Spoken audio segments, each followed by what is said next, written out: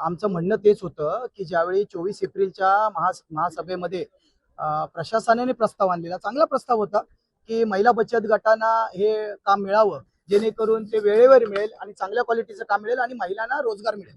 उद्देश चांगला होता, परंतु सत्ताधाऱ्यांनी तो हाणून पाडला आणि त्याला आम्ही उद्धव साहेब यांचे 2 नगरसेवक विशाल विचारे आणि विशाल ससाने आणि महाराष्ट्र नवनिर्माण सेनेतर्फे मी अभिजित देसाई आम्ही तिघांनी प्रखर विरोध केला आणि प्रखर विरोध केल्यानंतर सत्ताधाऱ्यांनी सुद्धा आम्हाला त्याच्यामध्ये ते नमते झाले की आता देत नाही, पुढल्या वर्षीपासून देऊ, पण ह्यावेळी आम्ही तुम्हाला 15 जून पर्यंत कसे करून गणवेश मुलांना देऊ असं आश्वासन दिलं.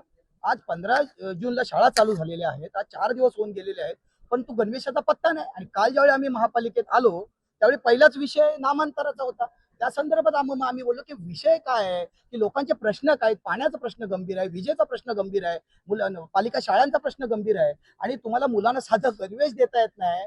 आणि मला सांगा, आणि तुम्ही आज जर सगळ्या शाळा इंग्रजी माध्यमाच्या करायचं चाललेलं आहे, शिक्षकांचा पत्ता नाही, गणवेशांचा पत्ता नाही, मुलांना बुटं मिळत नाहीत. आणि आमचं म्हणणं तेच होतं, हे जे गुन्हा करतात, आता गेल्या वेळेचा हा FIR कॉपी आहे. गेल्या वेळी मफतलाललाच कॉन्ट्रॅक्ट मिळाले, त्याचे सब कॉन्ट्रॅक्टर होता, त्या सब कॉन्ट्रॅक्टरवर हा गुन्हा दाखल झालेला आहे 2018ला. आणि त्याच व्यक्तीला परत आता त्याच व्यक्तीला पेक्षा तो काही स्वतः मफतलाल कधी कपडे शिवत नाही, तो सुद्धा कॉन्ट्रॅक्टने देतो, त्या सब कॉन्ट्रॅक्टरवर गुन्हा दाखल झालेला आहे. तरी सुद्धा परत तुम्ही तेच काम त्याच कॉन्ट्रॅक्टरला दिलं. ह्या बाबतीत तुमचं नक्की काय आहे, तुमचं हे काय, नक्की याच्यात भ्रष्टाचार झालाय का, हा प्रश्न आम्हाला पडतो ना या बाबतीत. लोकशाही मराठी ऐका, पहा, जागरूक रहा.